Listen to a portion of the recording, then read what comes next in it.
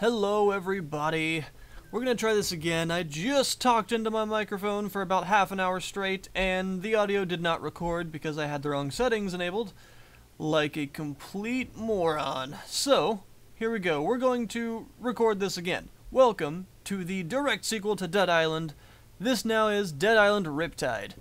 Now by direct sequel, I mean very direct sequel, because the original left off essentially with the 4 survivors going on the helicopter and finding that ship out in the open and getting ready to land on the ship. This starts pretty much as soon as you land on said ship, so this is directly after the original Dead Island. The original 4 characters make a return. They are in this game and you can play as them. You can even import your character from the original Dead Island if you have the save file. Also, now there's a 5th character who I am playing as, that being John, the awesome Australian ex-military guy that likes to punch things to death. Or re-death. I am on a mission right now to help some guy that needs fuel in this canister to help open his shop. Unfortunately, the fuel does not exist here. That pump is empty. But I did save another survivor here. So let's talk about this for a second. You have the original characters at your survival camp. And you have these other characters. You can find and save more that will then join you later. You have a survival camp right now called Paradise. Now these people you can do quests for. They have equipped weapons, and when you do quests for them, they actually equip better weapons and can better fight off the zombie horde. You also have these people that you have to protect more because they are not immune to the zombie plague like you guys. And you get quests, side and main quests from them. They have shops and you can do different missions for them and upgrade their shops and things like that, essentially. It's pretty cool. This is a neat little system that adds a bit to the game in my opinion, that helps you sort of manage your survivors up back at your camp, and it makes you feel like you're helping. Also, there are skill trees just like the original. This is my skill tree. In this game you actually start off at level 15. Which is a little bit weird for some people. Well, you actually start off fighting higher level zombies in this. You'll start off fighting like level 15, 16 zombies. And it starts you off in a bit more of a trial by fire than the original, because everything is higher level at first. So it's kind of geared towards people, in my opinion, that have maybe played the original. We'll get more into that in a minute. But, so when you start, you can actually choose for the game to give you your first skill points in these trees. You can choose a combat-based, a survival-based, or a balanced system, and it will, I chose balanced, and it will automatically designate some points when you first begin. And you can also choose a 4th option, which is just let me do it, and you can assign all of the points yourself, which is cool. So yeah, you have skill trees. Each character obviously has their own different fury abilities and passives and active abilities. I just got charge, which allows me to punch the crap out of things even more, and you have your various weapon skills that upgrade passively from using weapons, and from 1 to 10 give you different bonuses, which is interesting. The bonuses aren't really that exciting, unfortunately, in my opinion. They're just sort of basic passive thingies, but it's still kind of neat. So, just like in the original, you do have an inventory, and your weapons, of course, do have durability, so you have to keep them repaired at workbenches, which can cost you a lot of American dollars for whatever reason. And, yeah, I just unlocked that slot. I didn't even notice. Can I equip my claws? I can. We're equipping these claws. Yeah. Alright. So, just like the original, you have colored loot, which is interesting. I think that this game is going to get more of a positive response than the first one did. And, here's why. When the first Dead Island was announced, this was back in about 2010-ish, it looked a lot different. It was billed as kind of a survival horror experience, but what it ended up being is completely different from that. And that is because it was canceled. The original Dead Island, after a while, was canceled. It wasn't going to be produced anymore. It was then revived, or reanimated, but in a different form, and it became essentially a first-person ARPG. Now, I think that some of the response to it was negative because people were expecting a zombie survival experience, and they didn't get it, because that's not what Dead Island is. Now that people know what Dead Island actually is, this one, since it's pretty much a base improvement over the original, should get a better response. So let's just go ahead and get into that. What is Dead Island then? Well, come on, Daddy needs some new shit. Indeed.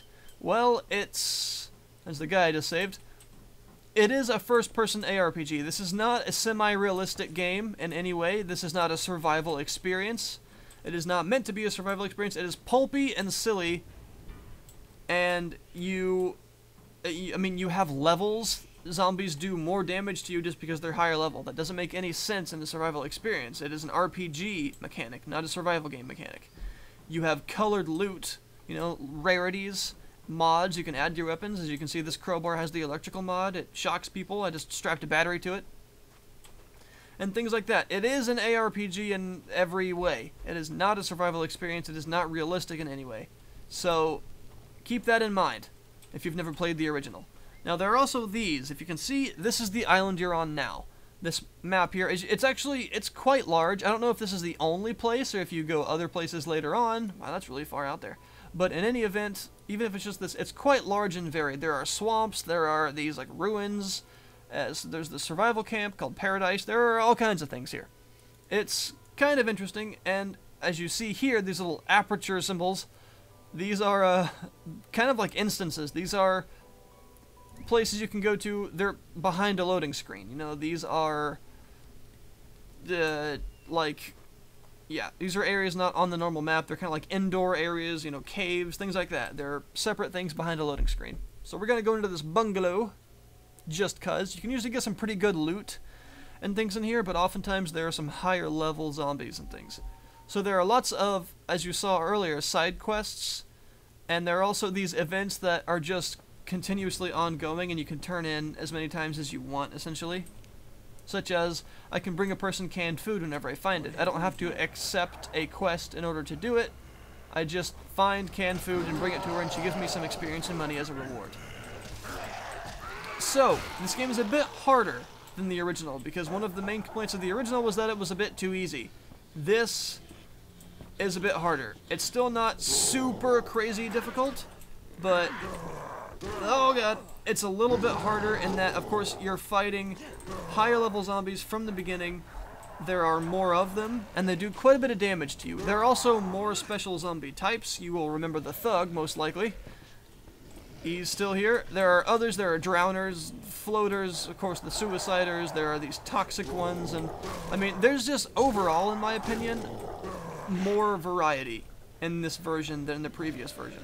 There's more weapon variety, there are more variety in your animations, depending on what you're targeting, and there's more zombie variety, and there's even another character. So yeah, so I think it's a base upgrade over the original. It is a sequel in a base way, but it's not a lot different, not a whole lot changed. It's clearly geared towards people that played the original. So yeah. Oh, there's a boss. Good. Holy crap. That's a lot of zombies. Oh man. As you can see, it gets pretty intense. I mean, there are lots of zombies on screen. Compared to something like Left 4 Dead and Killing Floor, there's not necessarily, but compared to the original Dead Island, there are hordes. I mean, you've got to face off against zombie hordes, for sure. There we go. Uh-oh, another thug. Now, one of the main experiences you may be having, oh, it's killer, with this game, with the original game, was a bit of a glitchy experience. Unfortunately, this game still has that problem. It is quite imperfect, and it's still quite glitchy, but it's better, in my opinion. It runs a bit better, but there are some massive frame drops that shouldn't be there that are. For instance, whenever there's a lot of fire on screen like that, my frames drop down by about half. They drop down to about 40. This game, for me, at max settings with some extra SMAA applied, tends to run at about 80 frames per second in most areas. but it's a bit inconsistent, and there are some areas where for some reason it just decides it really wants to drop hard. I don't know exactly why that is, but in my opinion it still runs better than the original. It just doesn't run fantastically well, so let that be a warning to people. It could be a bit better optimized. Now let's go into some other problems that I actually have with this game. One of the main ones that you'll be hearing a lot, and I agree with, is that loot respawns too quickly. For some reason, you can leave an area and come back quite literally, 15 minutes later, and the zombies and the loot, including the loot on the bodies, the loot in containers, the baskets, the chests, everything will be respawned. Even loose stuff, like every time you go back to the survival encampment, there are Molotovs, flares, and some other stuff in the exact same places every time. I don't know why it all respawns so quickly, but it's kind of annoying. And sometimes the zombies respawn so quickly that you will literally see them materialize in front of you. That's a problem. I really think they need to fix that. I believe there are some mods that do change the respawn rate on loot and stuff like that. So that's kind of annoying. It's a little bit weird. It doesn't necessarily make a lot of sense. Whew. So hopefully that is addressed, because it's a little strange. And there's really no reason for your loot to constantly be respawning like that. As you can see, you do indeed have a flashlight. This flashlight has a battery, so you can't leave it on forever. Level 2 lockpicking, crap. Semiconductors. Yeah, there's some fairly good loot in here, it seems like. A Morning Star. Alright, let's go ahead.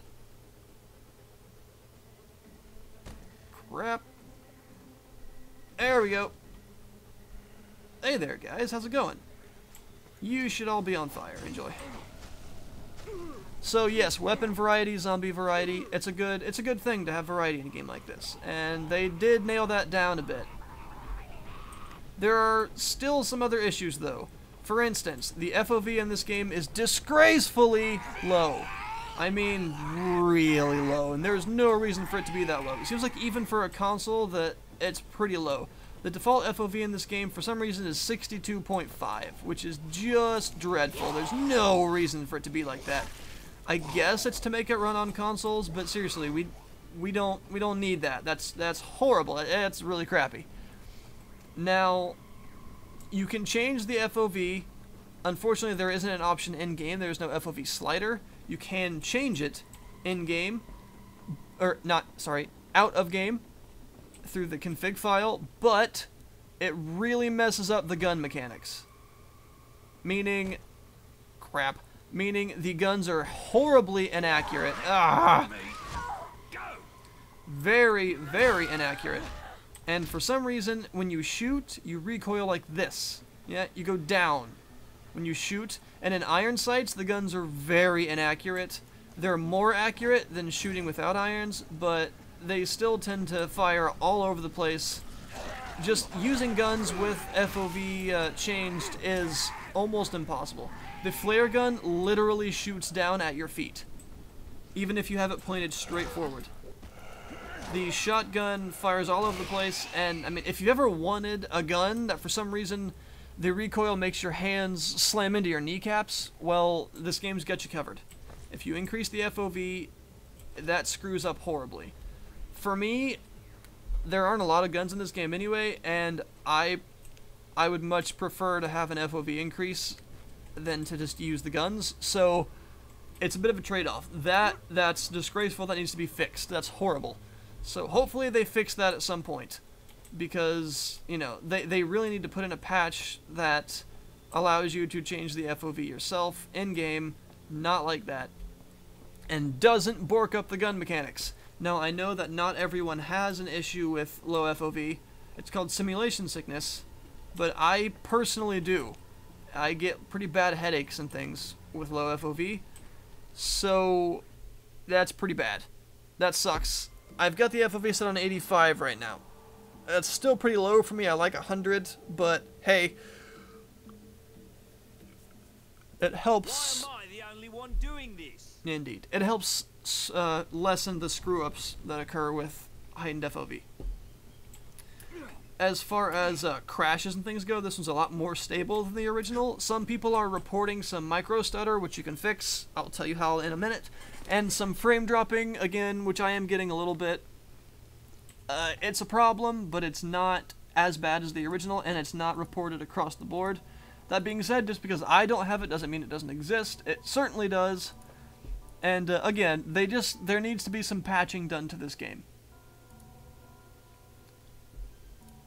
I'm actually going to get to this. Alright. The combat system, in my opinion, is pretty enjoyable. There's, like I said, lots of weapon and animation variety. I got these freaking claws. Yeah! I am the Wolverine! And, there are different abilities that, of course, all the different people have. Passives, critical hits, things like that. And, of course, the animations change, oh lord, depending on where you're targeting the zombies and things like that. Bashing up zombies hasn't really gotten old for me. It's not bad. It really isn't bad. Now, this game, just like the original, I wouldn't necessarily call a finely crafted experience. Yeah, I don't think most people are going to argue that that's... Oh god! That's what it is, poop. But it's okay to enjoy things that aren't necessarily top of the line. Yeah, I really love War of the Worlds, the Tom Cruise movie. I don't know why, I just love it. And that brings me to the point where just because something isn't perfect doesn't mean it's bad. You can easily enjoy things that aren't the best thing in the world. It's okay to like things that aren't that super great, but are a bit of fun. And that's what this is. This is a bit of fun. There's nothing wrong with having a bit of fun. And of course, there is still co-op. Everything's more fun with friends, so you can co-op it if you want, and have a fair amount of enjoyment doing so. Also, Fury moves, this guy can whip out a random bow staff. Presumably that is taped to his gooch, and just beat everyone around him about the neck and face with it. It's pretty incredible. I think I'm gonna do that now, because I just got totally brutalized by a group of zombies. As you can see, there are more hordes in this than the original. Ass staff engage!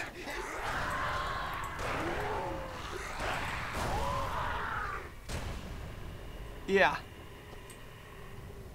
Yeah, there's that. So, like I said, it's a bit of fun. It isn't necessarily the top of the line game. It's not a survival game. It's not realistic. It is a zombie-based Getaway. Yeah, it is not a survival horror experience. It is a zombie-based mass-slaying Getaway for your characters. And as long as you don't expect anything else, now that you know what Dead Island is, of course, and you don't treat it as some sort of deep story experience with lots of character progression, character development, and a narrative that keeps you gripped all the way around, Game of Thrones style, I think you'll have some enjoyment with it. It's a bit of fun. Now, if you do decide to get it, and it is cheaper than the original Dead Island, which is nice, it's $40 instead of 60, which is cool. It is standalone. Some people think it's DLC. It is not, actually. And what you should do is, I'm going to recommend something you shouldn't normally do, is go to the Steam forums for this game. Now, normally you should stay the hell away from the Steam forums because they're a terrible place.